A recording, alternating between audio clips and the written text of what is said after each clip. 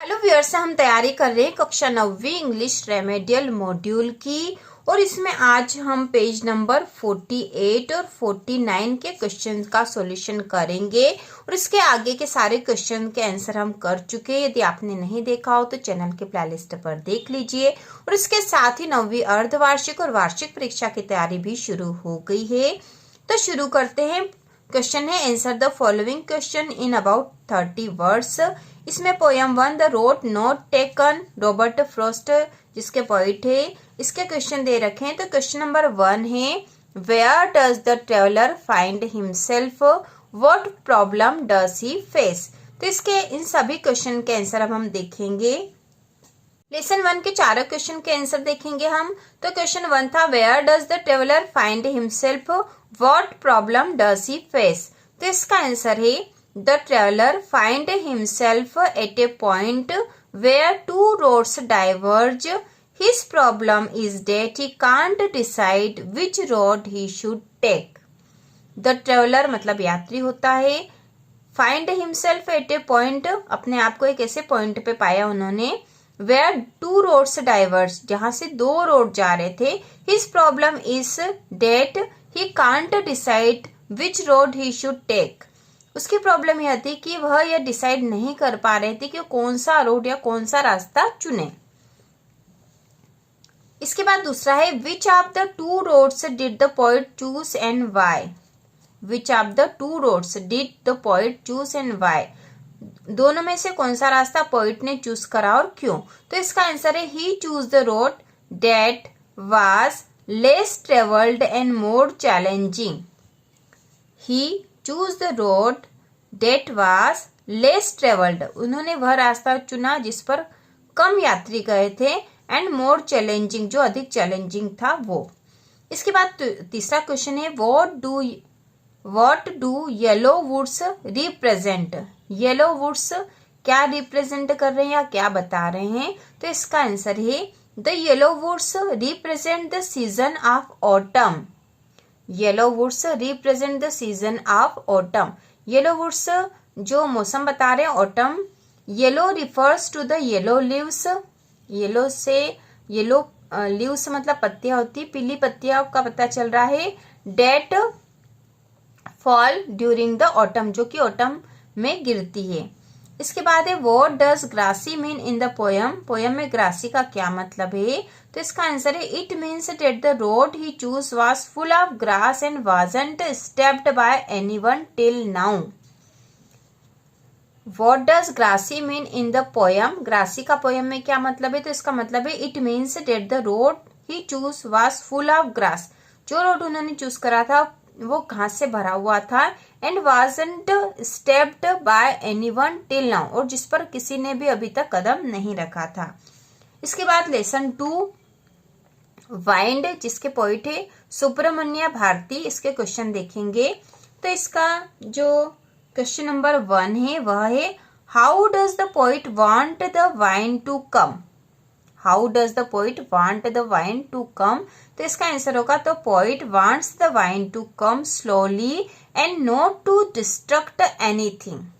The poet wants the wind to come slowly and not to destruct anything. इसके बाद अगला, what does the wind go to. What does the wind god do. तो इसका answer है, according to the poet, the wind god blows away and smashes the wick crumbling. According to the poet, the wind god blows away and smashes the wick crumbling, building, doors, rafters, timber, bodies, lives and hearts. इसके बाद अगला question है, how does the wind became the cause of rain. How does the wind became the cause of rain. तो इसका answer है, it blows the heavy dark clouds filled with water over the other areas which brings rain. It blows the heavy dark clouds filled with water over the other areas which brings rain. इसके बाद अगला question है, what does the wind symbolize.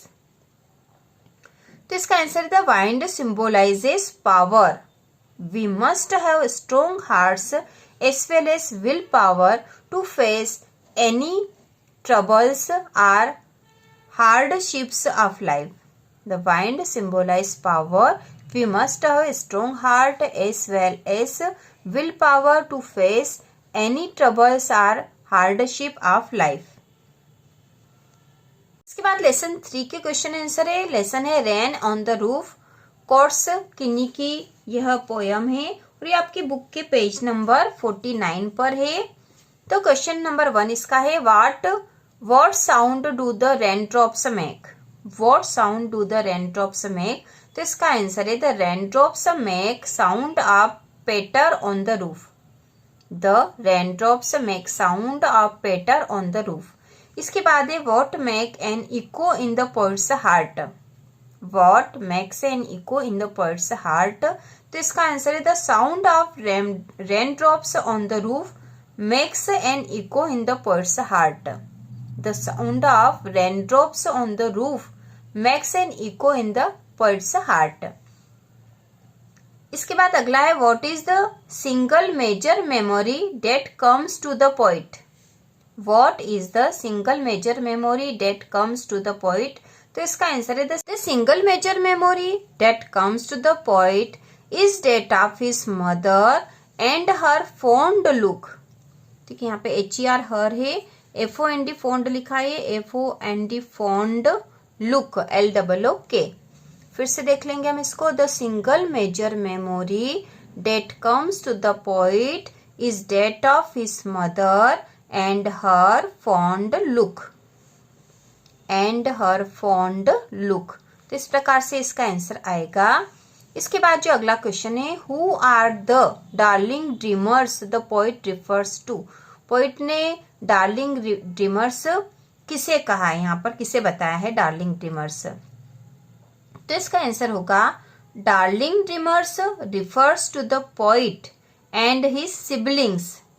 Darling dreamers poet और उसके siblings को बताया गया है व्हेन दे वेर चिल्ड्रन, जब वो बच्चे थे, एंड हैड स्वीट ड्रीम्स, और मीठे सपने मतलब अच्छे सपने देखते थे। Darling Dreamers refers to the poet and his siblings when they were children and had sweet dreams. तो इसका आंसर होगा। तो इस प्रकार से हमने लेसन 3 तक के क्वेश्चन आंसर कर लिए हैं और आपकी बुक के पेज नंबर 49 तक के सारे क्वेश्चन हम कर चुके हैं और इसके पहले के क्वेश्चन भी हम कर चुके हैं। तो इसी प्रकार के और वीडियो देखने के लिए कक्षा 9वीं की वार्षिक और अर्धवार्षिक परीक्षा की तैयारी के लिए चैनल को सब्सक्राइब कीजिए।